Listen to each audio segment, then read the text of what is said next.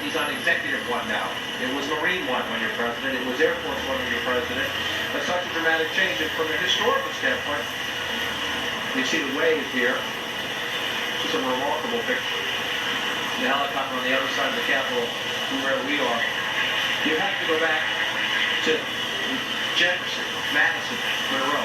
You have to go that far back in the history books to have 3 consecutive elected 2-term presidencies. Bill Clinton, George W. Bush, and Barack Obama. We now begin the presidency of Donald Trump in a new political era here in Washington. I was about to call it a new Republican era as we watched the helicopter. What a majestic shot.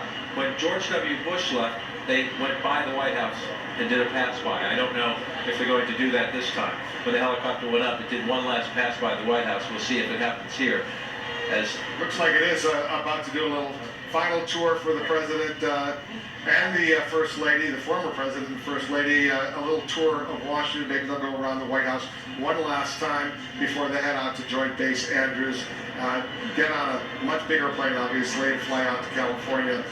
This is a moment that they knew it was going to happen, but Jake, once it happens, reality sets in very quickly. And it just, when you think about how meticulously choreographed this day is, and what it is supposed to, the message is supposed to be saying to the American people, when you have the new president, vice presidents, and the first and second ladies there standing on the other side of the Capitol, waving to the outgoing president and first lady, that's not a moment that just organically happened.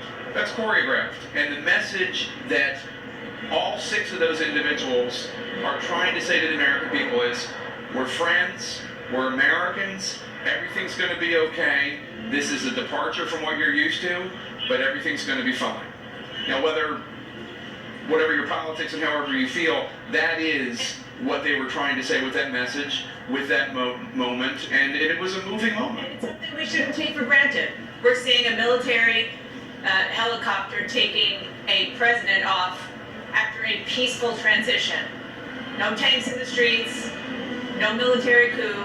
This is what the Founding Fathers set out to do 3 centuries ago, and it's still happening, and we really shouldn't take that for granted. And you got to give President Obama a lot of credit, because right after the election, he wanted to have that gracious, peaceful transfer. He made it happen. He made it work, and the new president, President Trump, I'm sure is very grateful to him, John, for that. And the next time we see this helicopter, will likely be either leaving or coming to the White House with President Trump aboard. And at the moment, you can see it. It flew over the Capitol, and it's right now doing a loop around the Washington Monument and back over, so the president, the former president and former First Lady, we're going to have to get used to that, can look out one last time at the White House complex as they fly by. And now they will go out just outside of D.C., the Andrews, Joint Base Andrews in Maryland, just outside of D.C., passing over. The crowds gathered here for the Trump inaugural.